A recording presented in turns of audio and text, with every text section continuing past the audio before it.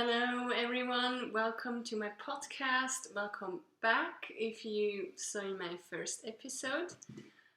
I was so overwhelmed with the reaction to my first podcast. Thank you so much for all the messages and the likes and the views. I was expecting about 5 people to watch it, and 4 of those would be family or friends, and maybe one random click that accidentally went on my video. But I was blasted by by how good of a reaction I received. I really didn't expect this. It's a bit longer now than I told in the last podcast. I said in a month. I think I'm a bit later. It's about 5 weeks. That is due to me having a bit of stress, actually. Nice stress too, but stress nonetheless. So I had my birthday, then there was the end of school year. As I'm a teacher, this is always quite stressful, a lot to do, a lot to organize and stuff.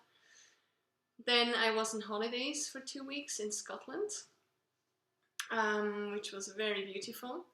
But in the middle of the second week, I got a message that my horse had inflammation in the hooves, so I was a bit stressed out then. He's on its way better now. I had, first thing when I arrived back home, I had a vet appointment, and it's not as worse as we thought it is, so that's good, but it will take some time to recover. I'm relieved now. He gets all the time he needs, of course, and now I have the mindset to do the second episode of the podcast. I have a lot to go through, and as you see, I've chosen a new setting because in my living room I have to let down the shades on one side because the sun is kind of burning on the side and it gets so hot. So I had to let down the shades and the room got too dark to film. So I changed into my kitchen. I will see how this works. It's still very new to me and I need to figure things out as I go. Yeah, I was looking forward to doing this second podcast. I really enjoyed the cutting and the putting together. I didn't think I would, but I really did. This podcast will have the same structure as the first one, like what I'm wearing, FOs and so on. But at the end I would put some pictures of our Scotland trip and maybe videos because we saw dolphins. But I don't want to talk now too much about the holiday because you're here for the knitting part. Yeah, and I have a lot to talk about. The acquisition part will be quite long. It got a bit out of hand, I have to admit, but there was so much lovely wool in Scotland, so I found a lot of stuff and I'm very keen on starting on it. So what I'm wearing, I'm wearing a dress, a normal dress, short sleeves, because it will get quite hot, and my pareo or triangular shawl or schlanket, however you want to call it. It's basically it's a huge triangular shawl. I kind of want to stand up and show it to you properly. So it is triangular and it is really beautiful. I love this one. I made it last year and I finished it in Tuscany. And I really love the pattern and the drape of the fabric and how it feels on the skin. So I most of the time wear it like this. And it goes down quite low, but I also can do this one and tie it kind of in the back. So this is also, when I have to do something outside, I will wear it like this. But if I'm not doing anything, I will just have it around my shoulders and enjoy the extra warmth it gives me. The pattern actually is from this book, TOPP Naturverliebt Tücher stricken, and it's the one from the front cover. I fell in love when I saw this.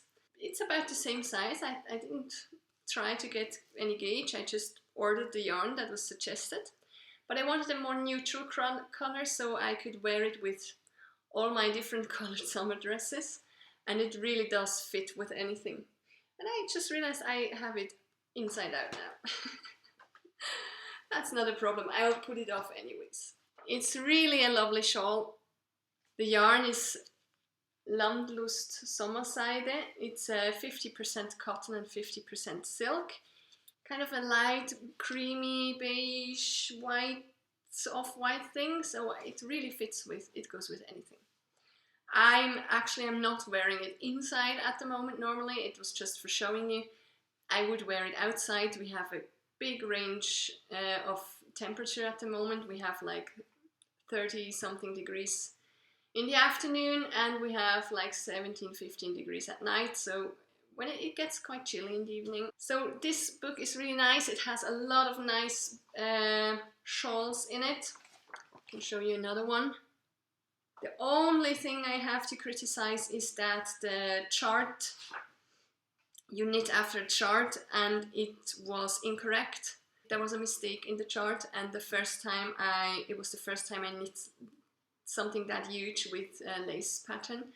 So I didn't realize it until I had knit quite a bit, and I was like, something's off with the pattern, it doesn't work. There was just a mistake in where the repeat starts. I wrote to the TOPP Verlag and told them, hey, there's a mistake in this book, this and this page. And they thanked me, sent the corrigendum, and in the corrigendum also again was a mistake. So I wrote them again, your corrigendum is not correct. So that was a bit annoying, but maybe it was just this one. I haven't knit anything else from this book yet. I really intend to, but there are so many nice patterns in there, really lovely. Lovely shawls, and I really want to do another one, but with shawls, it's like I need one at a time, and that's okay. I can't do like 2 or 3 shawls in one moment. I love them, I love to wear them, I love to look at them, but for knitting them when you have like 600 stitches on the needles and it takes like 25 minutes for one row, I don't have that patience all the time. So yeah, I told myself 1 shawl a year is more than enough. If I take 2 years for 1 shawl, perfect. 2, I have enough other shawls. It's not like I'm lacking. I just love this shawl, and I wear it almost every day in summer. And the pattern really is, it is not hard. I would say it's a beginner's shawl because it's very well written and very easy to follow.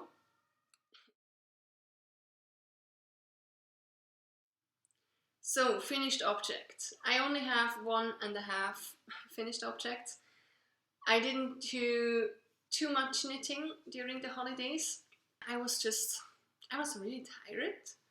We did so much walking and exploring in Scotland. I really was done in the evening, and I didn't do much knitting, but I did much knitting in the airplane. I was very happy I could take my knitting with me. I was actually not sure if they would let me, but they did after some, what is this and what do you use it for? And I was like, it's knitting. I already had it started, so I didn't bring the yarn and the needles. I kind of started the toe already and had the needles in it, and they were like, what is it? It was quite funny, but I was so nervous. I was like, oh my god, I hoped I can knit in the airplane. I could, I did a good lot, and I have 1 sock finished, and the other one is just above the toe. No, not the toe, the heel. Sorry. It's just above the heel. Yeah, it's not finished because of the yarn, I guess. It's a bit rustic to the touch, for me at least. I'm very sensitive again, so I don't think anyone else will find this rustic, but it's not, for me it's not a nice yarn to touch. I like the color, I like the stripes, it looks very nice. I did my normal vanilla sock recipe, so toe up, shadow wrap, short row heel, and 1x1 rib. And I'm currently at the 2nd sock. The problem with this yarn is, you can see it here, when you knit, it kind of tangles itself and twists, and it's really annoying to knit with because I always have to stop and kind of untangle, and then I can knit again for a while, then I have to stop again. So that's the reason I think why the second sock isn't finished yet. This pair of sock is staying in my self-made project bag, made out of scrap fabric. This fabric here, the really nice one, it's kind of a canvas fabric. I bought it to make my mom a bag, like a tote bag.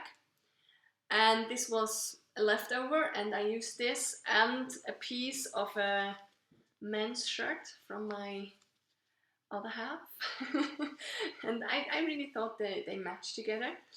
The lining is just a white, simple cotton fabric I had, and a simple silk cord. So it's very handy, it's small, it's perfect for a pair of socks or mitts or something small, a cowl, a hat. And it's roomy, I love when you can, like, when they're flexible, when you can kind of snatch them together into your handbag or wherever. So really like this. I definitely need to do another one, because my second sock, which is currently in the whips, doesn't have a home at the moment because I only have one of those. I did it after a YouTube tutorial and I can't remember which one it was. My second finished object is my romantic summer tee. I love it. It's very wrinkly, I'm sorry, because it was in the suitcase. It came to Scotland with me. It was finished before I went to Scotland and I really love it.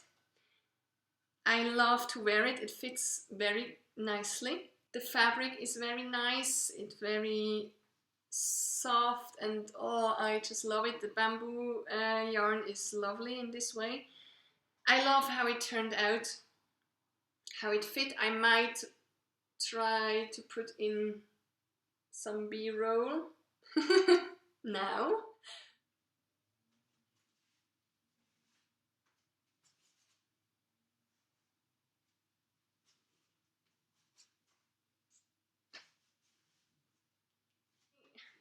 I explained everything to you the last time, and I love how it turned out. I love the pattern on the shoulders, which is the same here in the front middle, but just one repeat. Again, now I have the white wall in the back, which is good. The raglan lines are very nice, and it's the same at the bottom, the same pattern. I did I-cord bind-offs on all the hems, so here, here, and here. And I did it afterwards, like on the neckline, I did it afterwards, so I could kind of, it gives a bit more stability, so it doesn't stretch that much, and it holds up very fine. The only problem I find myself with this is that it's very hard to weave in the ends, so they stay in place. It's so slippery, this yarn, and so soft. They always have somewhere poking out like an end of a yarn, which I have to pull back in. So yeah, that's a bit annoying, but it's really lovely. And you've seen it on the B-roll, how it suits me. Yeah, the color is not really good. It's greener in real life, not that grey. But I'm very happy with this one.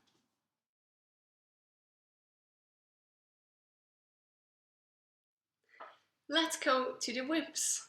So the first one is my second summer sock. I do a 3x1 ribbing at the front and now all around. I just did the toe. No, always today I mix up toe and heel. I don't know. I just did the heel and now I'm going to do the 3x1 all around until to the cuff. As you can see, I did a contrast color toe. I found this stash yarn, and again, the colors are terribly taken by the camera, but it matches really well. It's just a bit thicker, but for the toe, this is not a bad thing for me, because the toes is where I always cold and where I always make holes in my socks. So I'm hoping that this holds up a bit longer. I don't know what this is actually, because this I found in my stash. It's very old. I burned it a bit, and I guess it's kind of a mixture with wool and nylon or polyamide or something non-natural. So for a sock it's quite good. It's the only thing I have left. It's not much, so I will only do the toe and the cuff, not the heel. The heel I did with the normal yarn, which is the Regia Tutti Frutti, I think, yes. But I've shown you this already in the last podcast with my first watermelon summer socks. And I wore those actually during my holiday. I took them with me to Scotland. They were my sleeping socks. And I just adore them. So I came back and I had to start a second one. And as you can see, I prefer knitting on this sock than finishing the other one because the yarn is just so much nicer. But I will definitely finish the other one, and I might change it up a bit. I cannot knit a long time on the other one, but I will finish both of them. So, my second whip is the lily leaf tee. I still haven't found out how to do the picture thingy. So I will just show you a picture of my printout, which is a bit wrinkly. It was in my suitcase. So this is the lily leaf tee by Lene Tøsti. It's a lovely pattern, and I actually ordered the yarn which was suggested in the pattern, which is the Rowan Creative Linen. It's all caked up now. But I made about 3 swatches before I left for Scotland. I didn't like it. I didn't like the feel. I didn't like how it looked. No matter which needle size I took, it always looked so unclean and uneven. I wasn't a fan of the touch. Like on my skin it's very rough, and I guess it's the linen part. I guess the drape would be nice and the color is lovely, but I wasn't in for it to knit this top with this one. So I put it to the side and went to my stash and actually found a much nicer yarn. I forgot I had it. So it's a little reminder to me just to go first look into your stash before you order something. It's the Rainbow Bamboo. It's 60% bamboo, viscose, and 40% cotton, and it's again so soft and lovely. And it actually takes this color quite well. It's this kind of lovely maroon, brown, reddish thing. It's lovely. I didn't come very far, mainly because I had to rip back the first half of the lace once. I did a mistake and I didn't realize it. And it's on 2 small needles, well, too short of a circular needle because for traveling. And it's the most complicated lace pattern I've ever knit so far. So that's why I didn't see the mistake until I was like, it's like 32 rows of this lace pattern, the first one, or 39. And I already was at line 18, 19, and I realized, oh my gosh, I did a mistake at line 10. So I had to rip back like half of it. Luckily I could. I wasn't sure I could, but it worked. And it's coming along nicely. Such a lovely pattern. Of course, it's all wrinkled up, first from traveling, second it's lace, third it's on too small of a needle. But it's so nice. I love it. I hope it will fit. I can't try it. I really need to change now to larger circumference cable, so I can kind of try it on and see how this works out in size. I love the fabric, I love the color, I love the yarn, so I will knit on this. I'm not sure if I finish it this summer. At the moment, I'm more in for some smaller projects somehow, I don't know, and I bought so much yarn. I'm really keen on knitting autumn stuff. It's 30 degrees here. I don't know what is going on in my mind, but yeah, I'm already in autumn mood somehow. Knitting wise, I will knit on it, definitely. I will continue knitting on it, but I will not force myself to kind of finish it. Knitting is my hobby and I do whatever I like, and if it will be the first thing finished in spring next year, that's fine with me. This lives in another bag of mine, same model, which I can't remember. This is a fabric, the really nice beige one is the fabric I did a dress for me, and the top part is a rest of a skirt I shortened, and the inside lining is another one of my better half shirts. There's a bit of a story here. Okay, for my birthday I wished for a yarn Swift, I think it's called, so I'm able to cake up my yarns quicker and easier, and I got this wish fulfilled by my lovely sister. She ordered a Swift for me on Etsy, and I got it, and it works perfectly, as you have already seen on my rowan yarn. This was actually the first one I caked with my Swift. As a little gift, they sent this crochet hook, and I didn't crochet before really, except for like a provisional cast on, and this kind of got me like, yeah, I have very much of this yarn which I don't like as a knitted fabric, but I might like it as a crocheted fabric, as a blanket. Not just one blanket, no, I thought, why start one blanket when you don't know how to crochet? Just start two. Because when I started the first one, I saw another one, which was like, oh my gosh, I need to have this. I started crocheting with this rowan yarn, and I actually like the texture and the grip it has, and the drape at the same time, because of the linen, I guess. I started to crochet my first granny squares, so I did 2 of those rowan ones. And for a blanket, you know, I don't mind the little scratchiness. It's a blanket, you have it over your clothes normally, so yeah.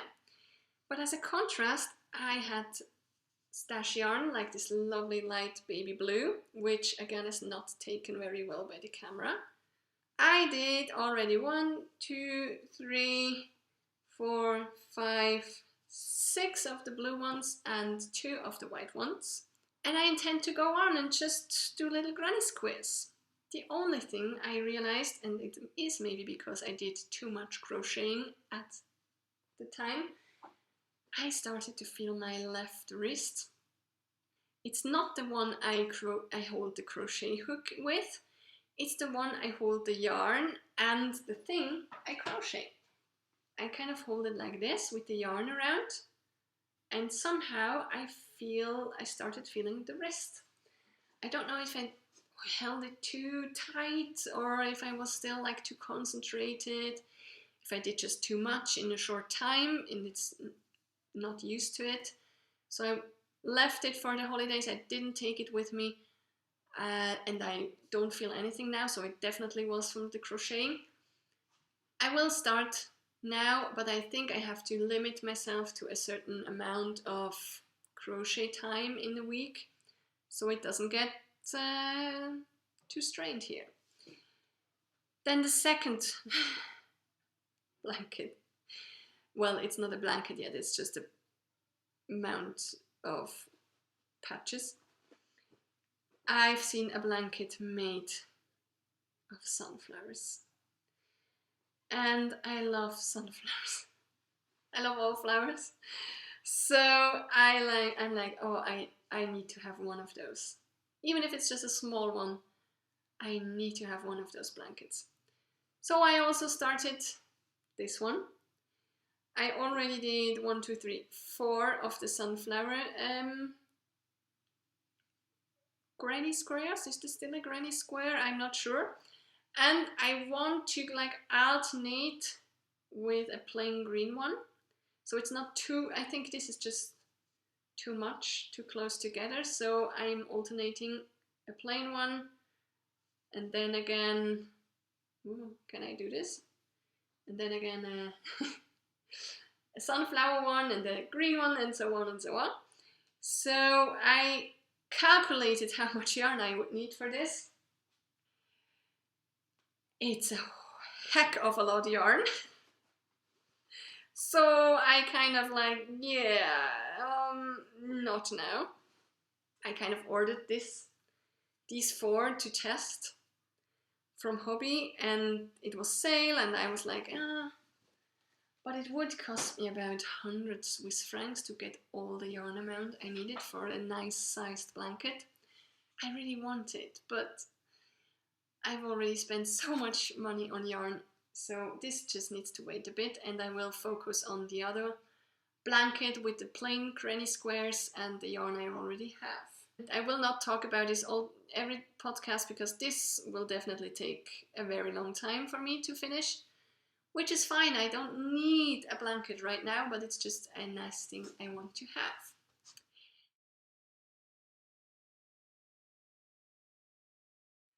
So plans first. I'm already planning a lot for autumn and winter.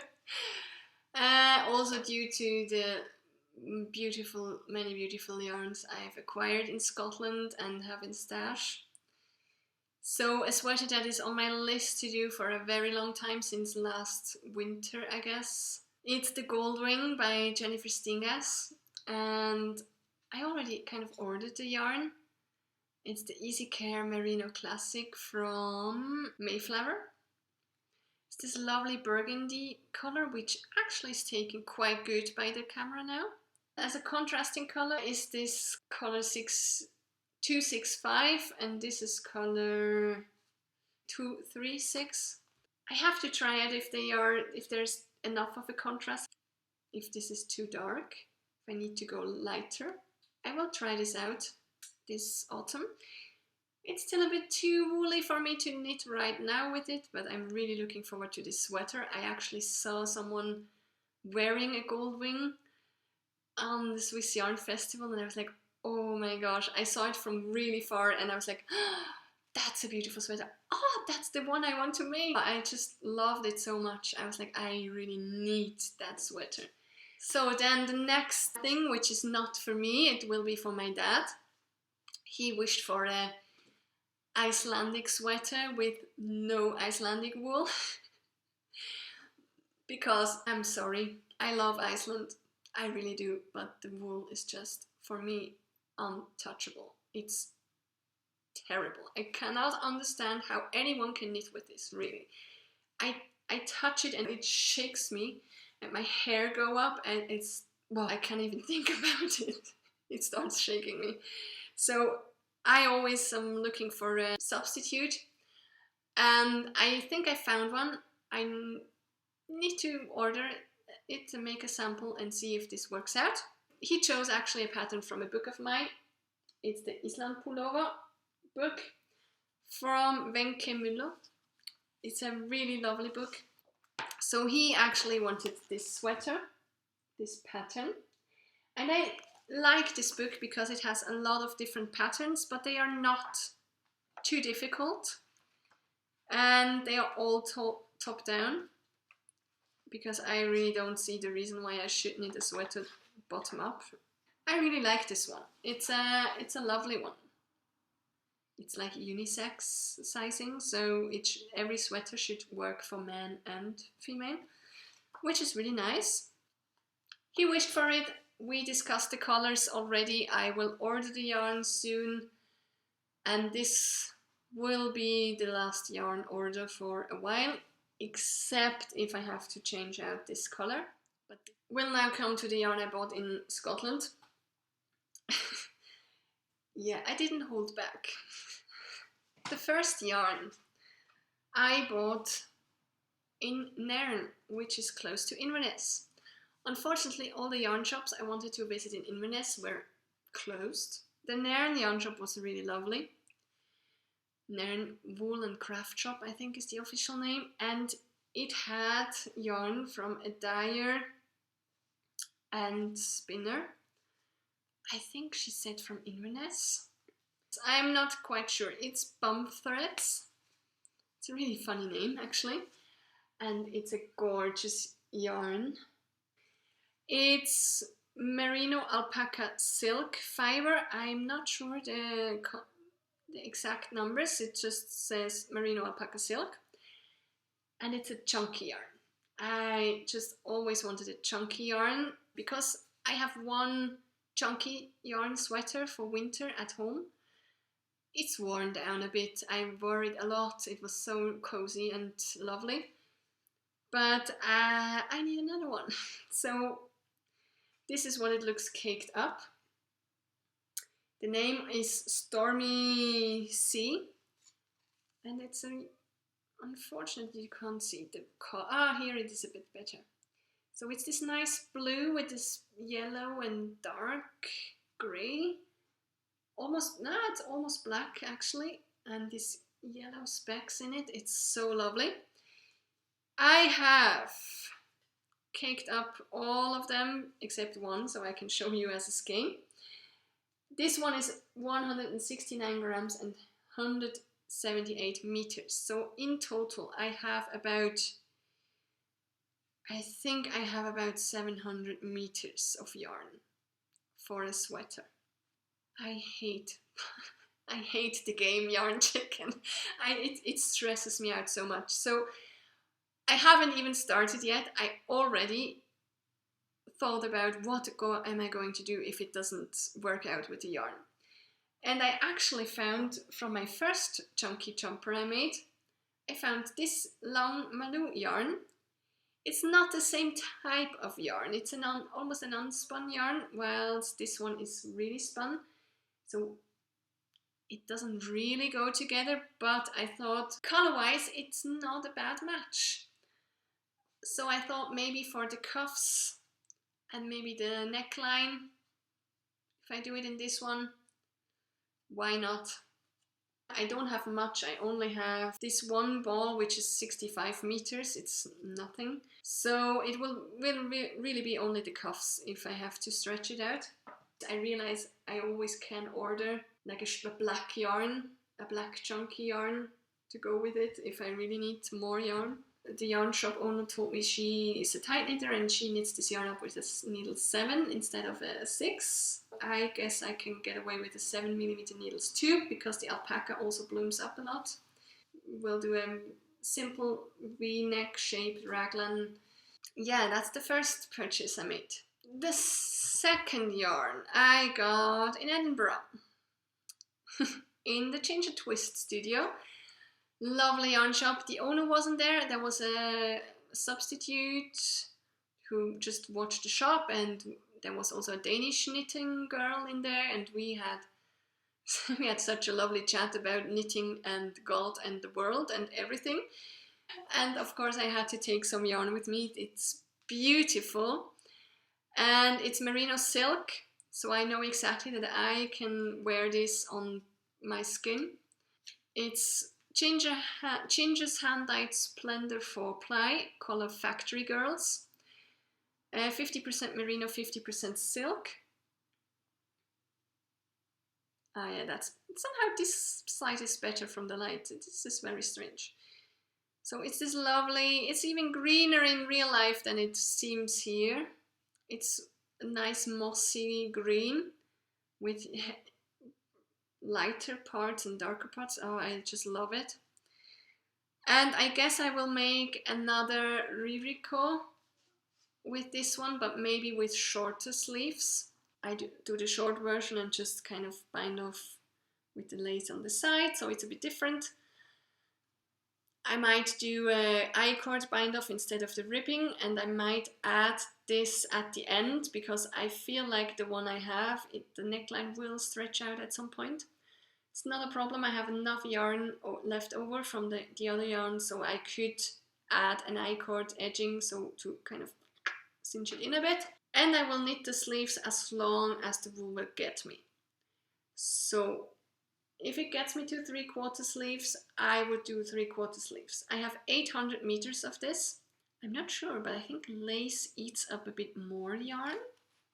Is that true? Does lace eat up more yarn? Or does it eat up less because of the holes? Not sure, but I think I can get away with a 3/4 or short sleeve. Really looking forward to this one. Is from the Kathy's Knits Studio, I think it's called. And it's the Abercairn yarns. And this was a surprise actually, because this is really a new discovery for me, because it is 55% superwash blue-faced Leicester and 45% silk. And I never touched blue-faced Leicester. This is non-existent wool in Switzerland. I never seen this. So, and it is really soft.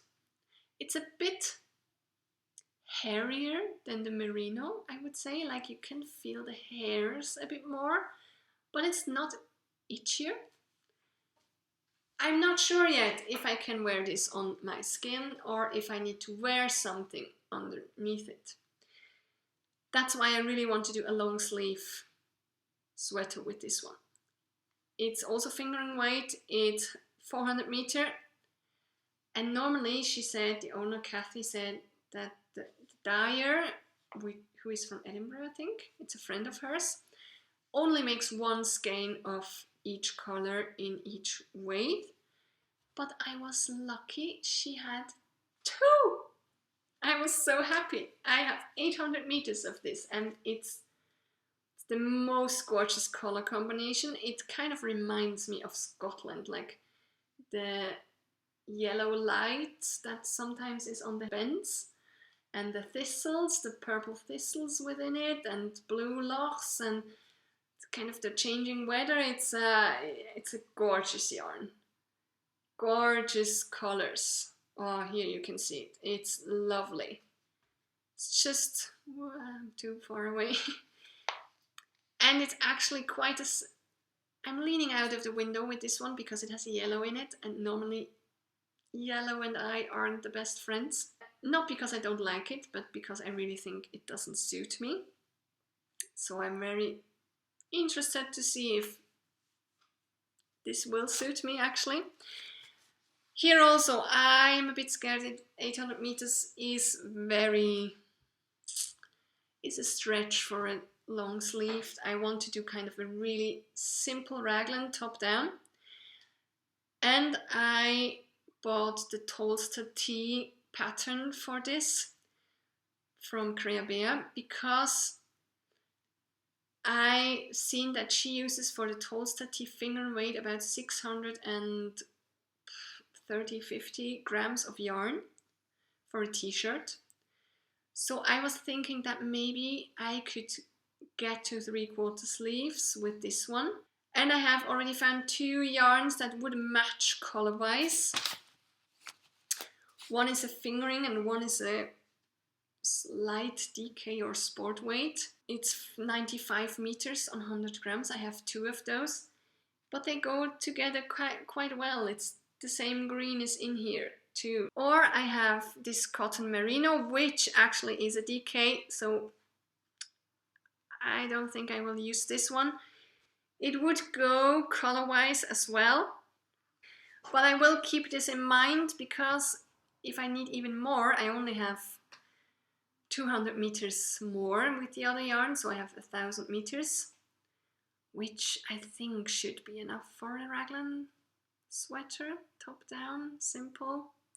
I might even skip the ribbing and just start and might do an I-cord. And I thought maybe if really nothing holds up and I miscalculated very heavily, I could just use this one for the rip and the I-cord or whatever. And it might not be that obvious. Maybe I'm wrong. Maybe it's even more obvious. I don't know. My plans, there are a lot of them. At the moment, I'm still not too much in a knitting mood. As I said, I prefer small projects. I might find the mojo to get back to the lily leaf top, but I have a lot of plans. And I'm really looking forward to start all of them. I'm kind of undecided on which one to start. I really want to do the chunky sweater, but that would be a really nice winter project, like starting in November during Christmas, like this cozy time.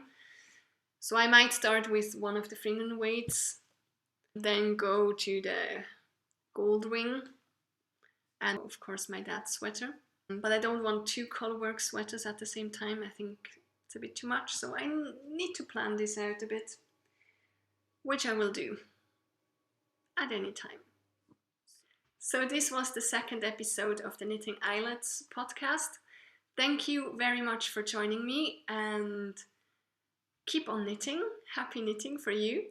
I will now put the photos of our Scotland trip. If you want to watch them, enjoy. If not, go on with your knitting podcasts or whatever you want to watch. You can find me on Ravelry as Eillets and on Instagram as knitting_Eillets. Please, if you feel like it, like and subscribe to this channel or this video.